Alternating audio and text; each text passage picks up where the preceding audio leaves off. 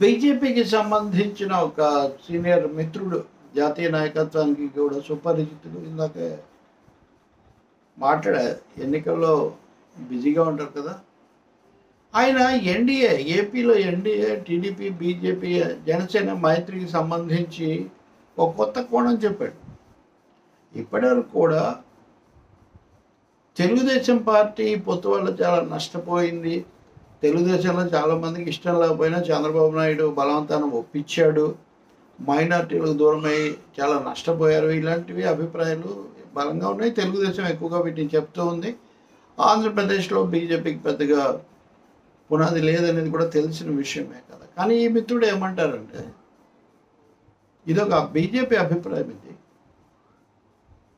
ఈ పొత్తే లేకపోతే తెలుగుదేశం పార్టీ అసలు ఈ మాత్రం నిలబడగలిగేది కాదు అని. ఆ పార్టీ పట్ల విశ్వాసం పెరగడానికి కొంచెం నలుగురు, ముఖ్యంగా ఆయన అనలేదు, నా ఉద్దేశంలో కొంచెం వనరులు, ఆర్థిక వనరులు సమకూర్చేవాళ్ళు, పారిశ్రామికవేత్తలు, వ్యాపారవేత్తలు దగ్గర కావడానికి ఇది చాలా ఉపయోగపడింది. అందుకనే పార్టీ అధ్యక్షుడు చంద్రబాబు నాయుడు చాలా వెంటబడి మరి అమిత్ షాను వీళ్ళని ఒప్పించి ఈ పొత్తు కుదుర్చుకున్నాడు. ఇది లేకపోతే ముందు ఆర్థిక వనరుల కోసం చాలా సమస్యగా ఉండేది వాళ్లకు. బీజేపీతో కుదిరింది, కేంద్రం కొంచెం దగ్గరకు తీసుకుంది అనేది తెలిసిన తర్వాతే అందరూ కొంచెం బయటికి రావడం మొదలుపెట్టారు. అయినా ఇప్పటికి కూడా తెలుగుదేశం పరిస్థితి గడుగానే ఉంది.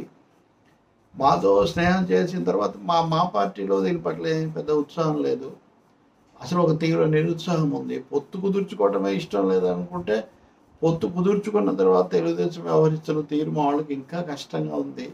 ఇంకా సీనియర్ నాయకులు వీళ్ళందరూ ఎక్కువగా ఉండలేదు. నిన్ననే ఎక్కడో దగ్గుపాటి పురంధేశ్వరి ఇంటర్వ్యూ ఇస్తూ అందరు కలిసి వస్తున్నారని చెప్తున్నారు. ఆమె భయం సహజంగా అధ్యక్షురాలు కాబట్టి సమర్థించుకోవడానికి చెప్పాలి కదా, తప్పకుండా. తప్ప నిజంగా అయితే చాలా సీనియర్ నాయకులు ఎవరు రావట్లేదు. నిన్న కూడా ఎవరు నాకు రాజమండ్రి దగ్గర నుంచి ఒక ముఖ్యమైన టీడీపీ మిత్రుడు ఫోన్ చేసి చెప్తున్నాడు అనమాట, ఏం జరుగుతుందని. ఆయన పేర్లతో సహా చెప్తున్నాడు.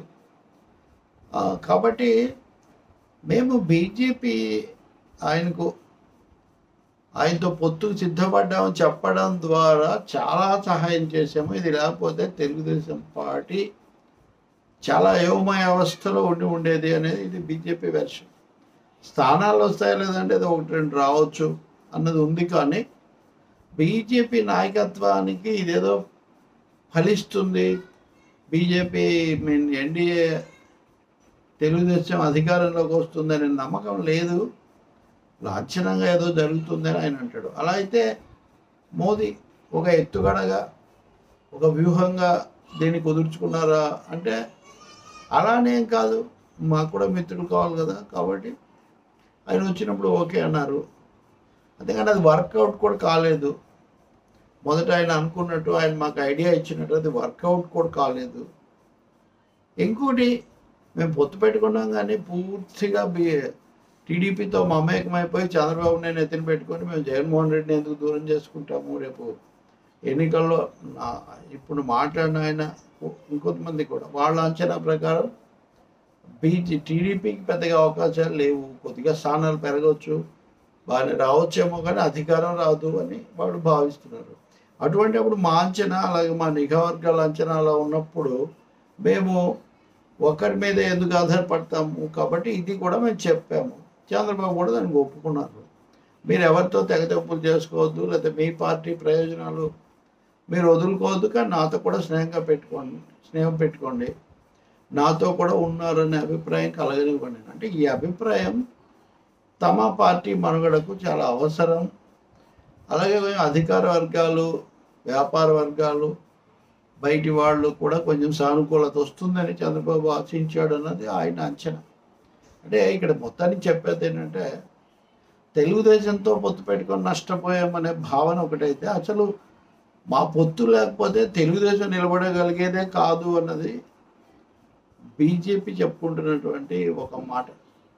పెద్దగా ఆశాభావం వాళ్ళకేమీ లేదు. కానీ సాంప్రదాయకంగా గోదావరి జిల్లాలో గెలిచారు కాబట్టి అక్కడ ఏదైనా కొంత ప్రభావం చూపించవచ్చేమో అని ఒకటి ఉంది. అనైక్యత చాలా ఎక్కువగా ఉంది, కలుపుకుపోయిన పరిస్థితి కూడా లేదు, అంత కమాండ్ చేయగలిగింది కూడా లేదు. కాబట్టి ఇది సోసోగా నడుస్తుంది క్యాంపెయిన్. అలాగే జనసేన కూడా నిధుల కొరత చాలా ఎక్కువగా ఉందనేది వాళ్ళు చెప్తున్న మాట.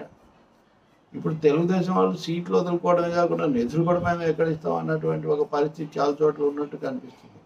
ఎవరో ఒక ఇద్దరు మినహాయిస్తే ఎక్కువ మంది అసలు ఏమీ లేని వాళ్ళు, వాళ్ళ కార్యకర్తల బలవంతత మాత్రమే, నిధులు కూడా లేవు అంటే మనమే సీట్ ఇచ్చి మనమే చేయాలి, పవన్ కళ్యాణ్ గ్లామర్ తోడవుతుంది అనే ఒకే ఒక్క మాటతో ఈ పొత్తు పెట్టుకున్నాం. కానీ తీరా ప్రాక్టికల్గా వచ్చిన తర్వాత అది కూడా కొంచెం అటు ఇటు మలుపులు తిరుగుతుంది, ట్విస్ట్లు వచ్చాయి అని తెలుగుదేశం వాళ్ళు అంటారు.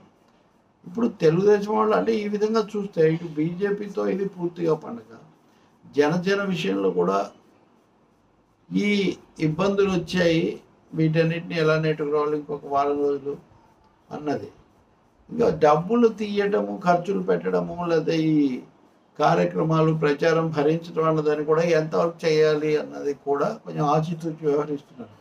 రాజకీయ పార్టీలు ఎలా ఉంటాయంటే అవకాశం బాగా ఉంటుందంటే ఇంకొక ₹4 ఎక్కువ ఖర్చు పెట్టడం, ఎక్కువ మందిని ఎంగేజ్ చేయడం, లేదనుకోండి మొక్కుబడిగా చేయడం, అందరు గెలిస్తే నేను గెలుస్తాను లేకపోతే లేదు, అలాంటప్పుడు మరీ ఆయాసపడటం ఎందుకు అని. సీఎం రమేష్ ఒకడు కొంచెం ఎక్కువగా ఆయన ఉన్నారు. ఈరోజు ఆయన మీద దాడి ఏదో జరిగిందని వార్తలు వస్తున్నాయి, ఆ వివరాలు కూడా నేను తెచ్చుకోవాలి.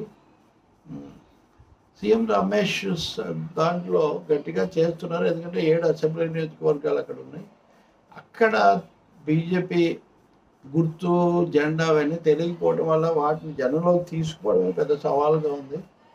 పైగా ఆయన తెలుగుదేశం నేపథ్యం, ఇట్లాంటి అంశాలు కూడా ఉన్నాయి. విశాఖపట్నం వస్తే బాగుంటుంది, ఇస్తారనుకుంటే అది రాలేదన్న నిరుత్సాహం కూడా బీజేపీలో ఎక్కువగానే ఉంది. నిజానికి సీఎం రమేష్ కూడా విశాఖపట్నం మీద దృష్టి ఉండింది. సో మాతో పెట్టుకోవడం వల్ల నష్టపోయాము అని చెప్పడం కాదండి, మా వల్ల వాళ్ళు ముందు నిలబడ్డారు, లేకపోతే చాలా ఇబ్బందులు ఉండేవాళ్ళు అన్నది. అయితే ఇది వాళ్ళు నిలబెట్టడానికి పనికి వస్తుంది, కానీ గెలిపించడం దాకా తీసుకుపోదేమో అని ఇప్పుడు మాట్లాడిన మిత్రుడు వ్యక్తిగతంగా అంటున్నారు. వాళ్ళ సర్వేలలో మటుకు సహజంగా పార్టీలు అధికారికంగా చేయించే సర్వేలు అనుకూలతంగా వస్తాయి కాబట్టి కొంత అనుకూలత ఎక్కువగానే ఉంది. 4 పార్లమెంట్ సీట్లు వస్తాయని ఉందంట వాళ్ళు. కొన్ని మరీ అతిశయోక్తి కదా. ఇప్పుడు ఒక సర్వే ఎవరో చెప్తున్నారు, రాయలసీమలో 22 స్థానాలు వస్తాయి తెలుగుదేశం పార్టీకి, 20కి పైన వస్తాయి అంటే, ఇంకా రాయలసీమలో 20కి పైన వస్తాయి, ఇంకా సమస్య ఏముంటుంది? నిజంగా అన్ని వస్తాయంటే రాయలసీమలో ఉన్న తెలుగుదేశం నాయకులే ఒప్పుకోరు. నేను మాట్లాడాను ఈరోజు ఉదయం కూడా, పోటీ టఫ్ ఫైట్ అనేది నిజం. కొంచెం నిలదొక్కున్నారు, ఎన్డీఏ కొంచెం ఎన్డీఏగా ఉండడం వల్ల కొంచెం వచ్చిందనేది నిజం. కానీ ఈ అనైక్యత అనేది పెద్ద సమస్యగా ఉంది. ఇప్పుడు పరిపూర్ణానంద స్వామి హిందూపూర్లో ఆయన పెడతారు, ఆయన ఒక సెక్షన్ ఎక్కువ బలపరుస్తున్నారు, మీడియా కూడా. అలాగే ఉత్తరాంధ్రలో కొంత ఉంటుంది అనుకుంటే అక్కడ కూడా గండి పడింది. రాజమండ్రిలో కూడా చాలామందికి గెలిపిస్తే ఇక్కడ ఇంకో సమస్య కూడా వచ్చింది. బీజేపీను జనసేనను గెలిపిస్తే ఇంక సీట్లు వాళ్ళకే అయిపోతాయి, మనం ఎప్పటికీ వాళ్ళని మోస్తూ ఉండాలి. తెలుగుదేశం వాళ్ళకి మామూలుగా ఈ ఆలోచన ఎక్కువ, అందుకని వాళ్ళే స్థానికంగా ఉన్న కొంతమంది దాన్ని శాబోటేజ్ చేస్తుంటారు. ప్రతి చోట పవన్ కళ్యాణ్ చెప్తూ ఉంటాడు, అందుకే మన ఓట్ల ట్రాన్స్ఫర్ జరగాలి, వాళ్ళకి జరగాలని. ఇవన్నీ చూడాలి. ఆ విషయంలో బీజేపీ కూడా కొన్ని సందేహాలు ఉన్నాయి. మరి రేపు ప్రధానమంత్రి వచ్చి 2 సభలు 2 రోజులు అక్కడక్కడ సభలు పెడితే కొంత వాతావరణం ఉత్సాహంగా మారుతుందేమని వాళ్ళు అనుకుంటున్నారు. కానీ ముస్లింలకు రిజర్వేషన్లు ఉండవు అనేది ప్రధానాంశంగా తెచ్చిన తర్వాత ఏదైతే ఇప్పటికే ఒక నెగిటివ్ ఫ్యాక్టర్గా ఉందో దాన్ని మరింత స్ట్రెస్ చేస్తూ కేంద్ర బీజేపీ చెప్పడం నష్టం చేసింది అన్న అభిప్రాయం తెలుగుదేశం వర్గాల్లో ఉంది. అందుకనే జగన్ ముఖ్యమంత్రి కూడా నెల్లూరు సభల్లో బలంగా అంశం చెప్తున్నాడు, మేము దీన్ని కాపాడుతామని. చంద్రబాబు కూడా చెప్పారు, కానీ బీజేపీతో పెట్టుకున్న కుదరదు కదా. సో బీజేపీ ప్రణాళిక కట్టుబడకపోవడానికి కూడా ఇది ఒక కారణం. అంటే వాడు ఒరిస్సాలో ఎన్నికల ప్రణాళిక విడుదల చేస్తున్నారు ఉదాహరణకు. అందుకని కేంద్ర ప్రణాళిక ఉంది, రాష్ట్రాల్లో ఉండదనే మాట ఏం లేదు. ఒరిస్సాలో ప్రణాళిక విడుదల చేస్తున్నారు, ఏపీలో చేయలేదు. కమిట్ కాదలుచుకోండి వాళ్ళు, అది కీలకం.